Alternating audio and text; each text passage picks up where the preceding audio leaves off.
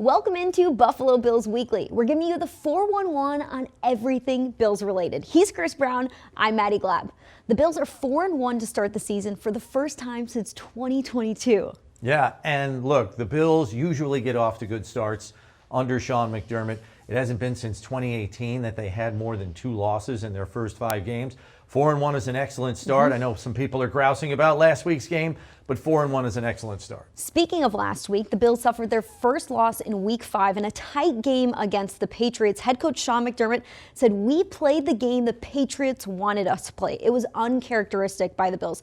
3 turnovers, 11 penalties." What can they learn from this loss? That if you don't come into a game with a sense of urgency and you don't sweat your details as far as doing your 1/11th in the scope of the team elements of play, a team that is maybe lesser than you, talent-wise, experience-wise, has a chance to beat you. And unfortunately, that was the outcome last Sunday night. There were some positives. Tight end Dalton Kincaid had a career game showcasing his confidence and superior catch radius. 6 catches for 108 receiving yards. That's a career high for him. How has offensive coordinator Joe Brady unlocked his full potential? Yeah, well, he's the tight end that gets the most playing time when they go 11 personnel with just one tight end on the field. He's almost been the exclusive 11 personnel tight end.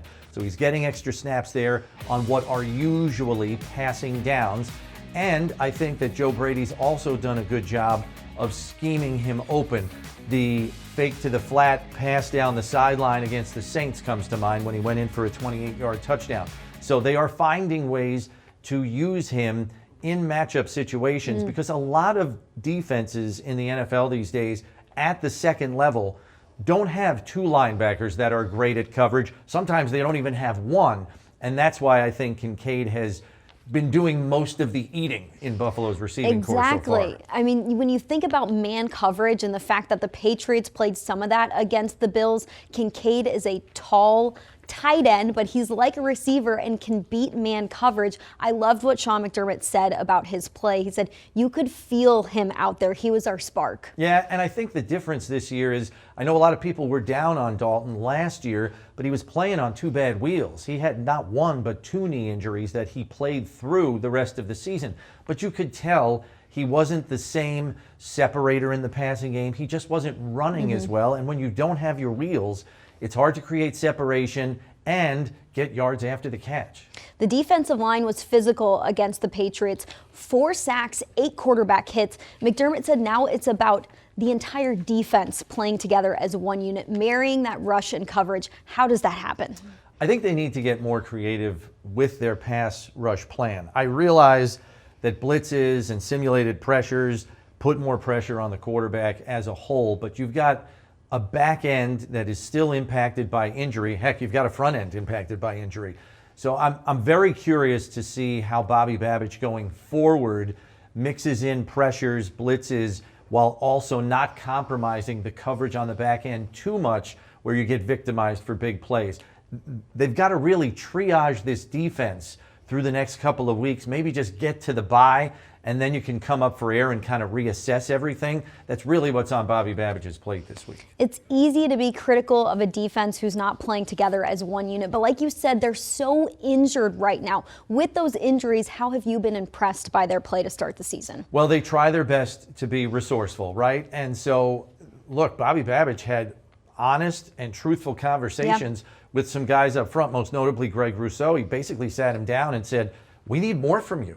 Like, you're not giving us enough through the course of a game." And I think part of the reason why is because they were putting a lot of different things into the game plans week to week. I think they've reduced the volume and reduced the menu so guys like Greg can just play fast and let their natural ability take over. I thought we saw an uptick in his play against the Patriots last week. When you have starters who are usually not starting in games, sometimes it's good to just simplify the game plan so you know the 5 things that you need to do in the game and you can execute those to the best of your ability. We're going to take a break, but when we return, the best sound from the week is coming up, and later on in the show, Bills legend Mitch Morse delivers his latest Morse Code.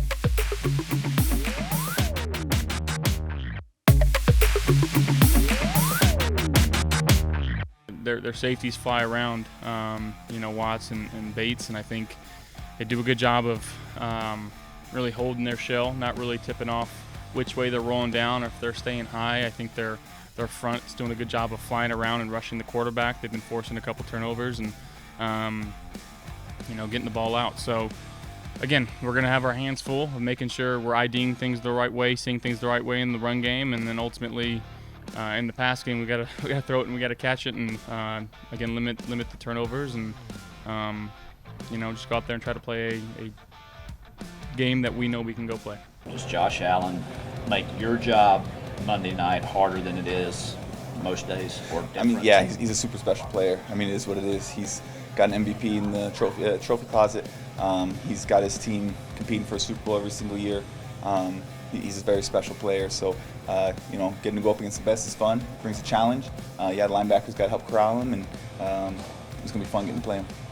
What did you see Sunday night when you watched them? That's one thing everybody had a chance to see this team already.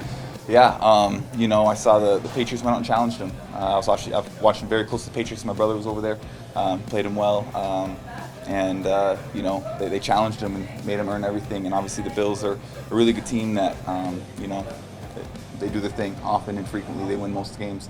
So watching the Patriots went out and played them aggressively, just play them aggressive.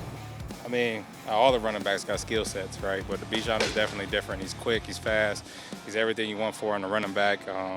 Put him out there, play a wide receiver, remind me like a little bit of Christian McCaffrey. But you just got to make sure you bring your pads, you know what I mean? Bring discipline, bring everything. Make sure you wrap up. You got to have 10, 11 guys around him because he's not going down off just one tackle. Yeah, Kincaid's a great player. He's going to be a good matchup. They want to try to get him the ball. Him and Dawson Knox, they're part of their offense, so they'll try to get them the ball. And what do you see overall with with a quarterback that runs and does something that Josh is able to do? Yeah, he's just a great playmaker. He knows how to extend plays. Has to make plays anywhere down the field. So just being able to always play the second play. The first play is going to be over, but then it's going to be a second play after that. So. Does the left-handed quarterback change anything for you in your game plan? Just a few things, but nothing crazy. Just a couple fundamental things, and we see a left-handed quarterback twice a year every time in this division, so our guys are used to it. Tell us a little bit about what you've learned about Bijan Robinson so far in the film study. He looks like he's going to be a real handful for you. Very explosive, really good football player, and really hard to stop at the same time. So looks like he's got a real bright future. He can do it in the run game, the pass game. He plays all downs, which is somewhat rare anymore, and we have a ton of respect for his game.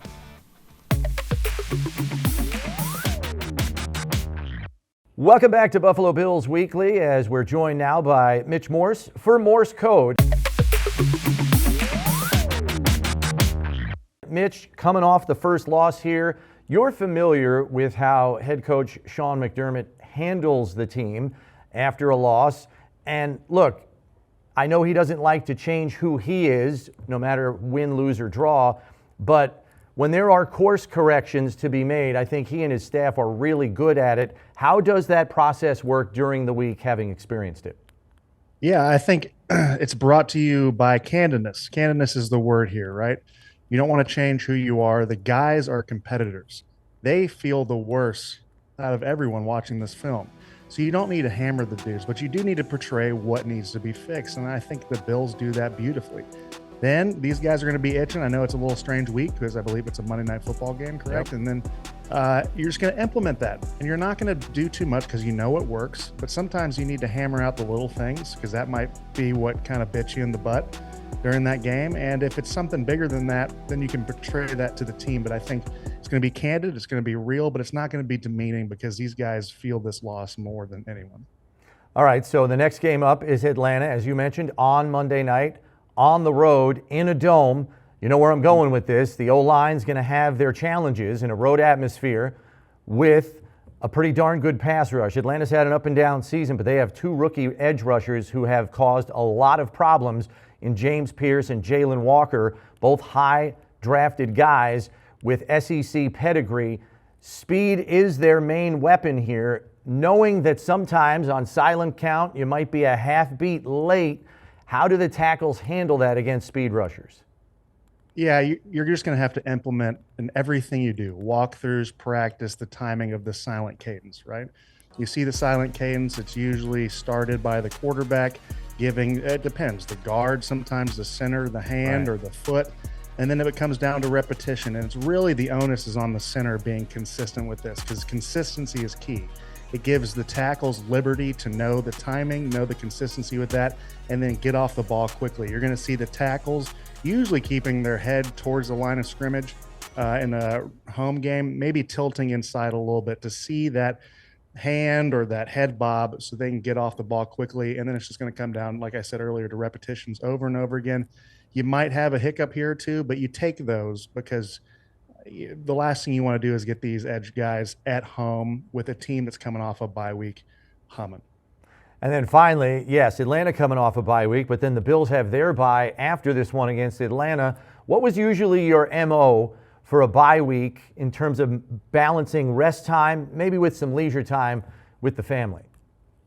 Well, it got a lot easier to figure out what I needed as I got older. It was all about the respite, as well as just pouring into your family, right? Your family takes such a brunt of the season in regards to you being away. Your wife is, usually the superhero in this regards and taking care of the kids. And the last thing they want for you to be is distant in regards to your time, as well as just your mind and body. So it's just going to be down to kind of figuring out what your body needs first and foremost, so you can be present, but also just being a family man or being present with your kids or whatnot. Like, you have to remove yourself from this game. You've been grinding at this nonstop every day. There are off days, but not really in the NFL. You're taking time to work on yourself on Tuesdays, whether it's looking at the opponent before or taking care of your body. So really just removing yourself from the facility. Coach is going to put an onus on that. Like, you have to reset because you're coming in on an early bye week. You're going to have a long push, and these rookies are going to have a lot of football left, almost a whole college season left after this bye week. So they have to find a way to mentally reset. Mitch, thanks as always. We appreciate the insight. That was Morse Code, but stay tuned here on Buffalo Bills Weekly because we've got the latest stadium updates across the street at new Highmark Stadium. Stay with us.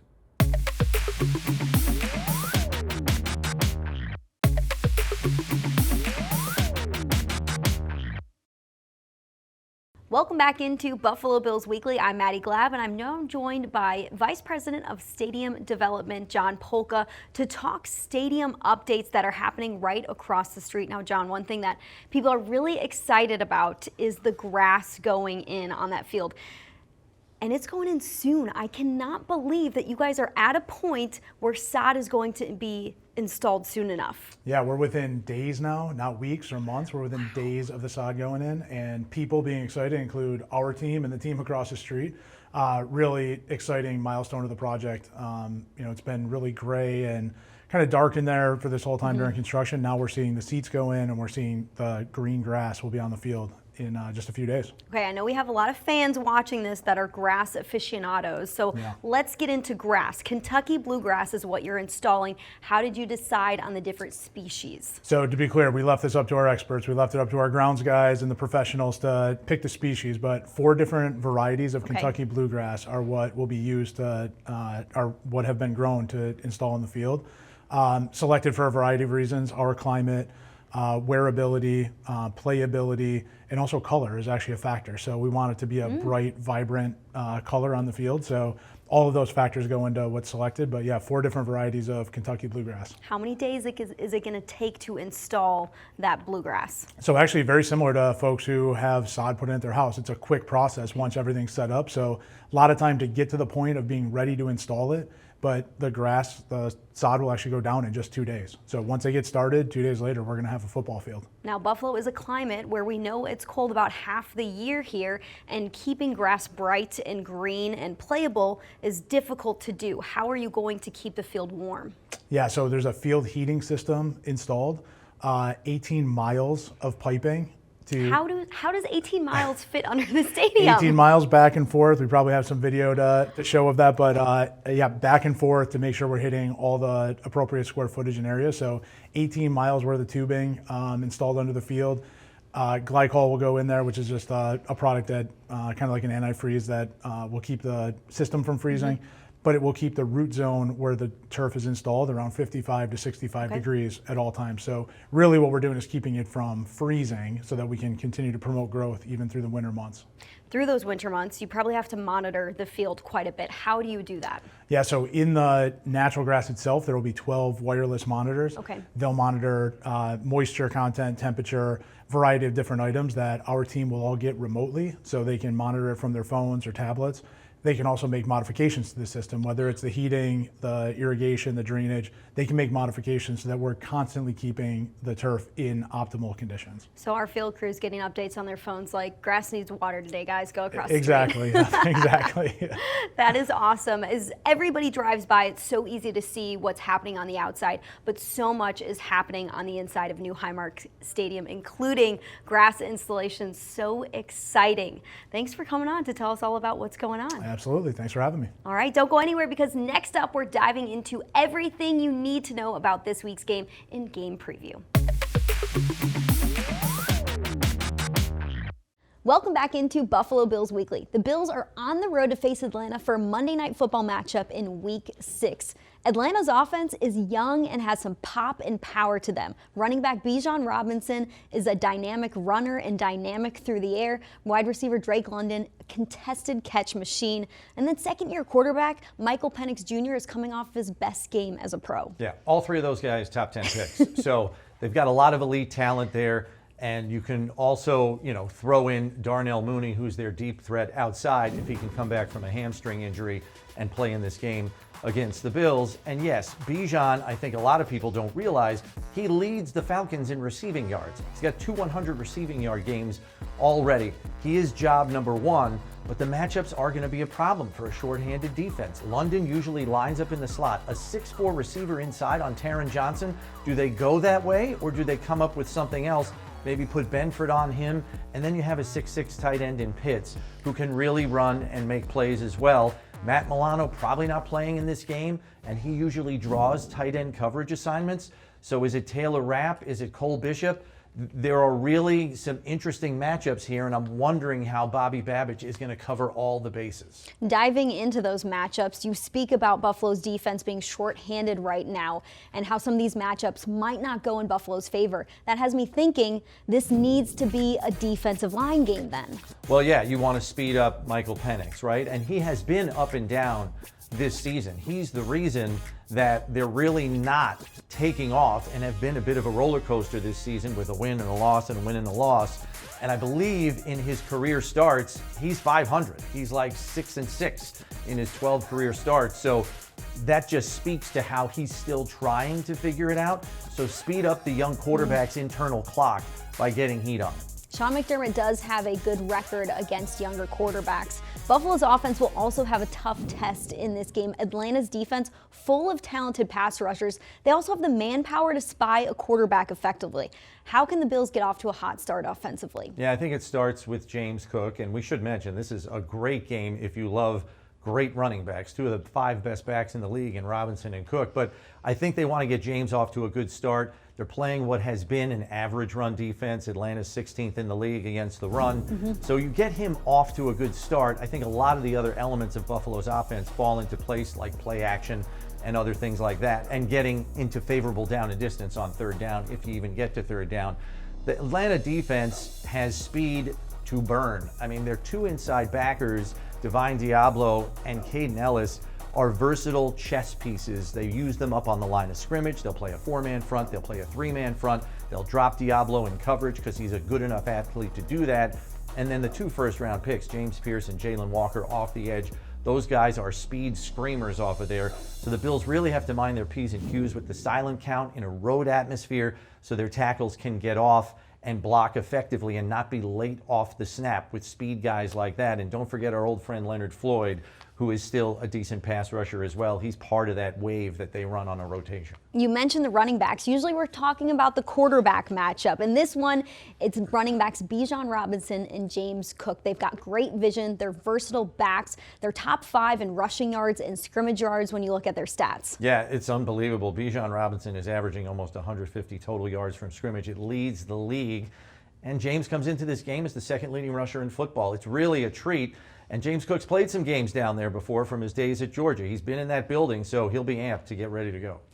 And in this game, the Bills are about to be road dogs, going on the road for the first time in a few weeks. They only have 2 home games before December 7th. Yeah, it's a little crazy how the schedule has kind of worked out. But look, they had 3 straight home games. You knew they were going to have to get on the road here. Bills were 5-4 on the road last year. All of their losses in the regular season last year came on the road. They were unbeaten at home. They've already got a loss at home. They got to make up for that now somewhere on the road. Hopefully they can get this one here and go into the bye feeling good about themselves. With a win against Atlanta, it'd be their 3rd straight on Monday Night Football. We want to thank you for tuning into Buffalo Bills Weekly. For Chris Brown, I'm Maddy Glab. We'll see you next week.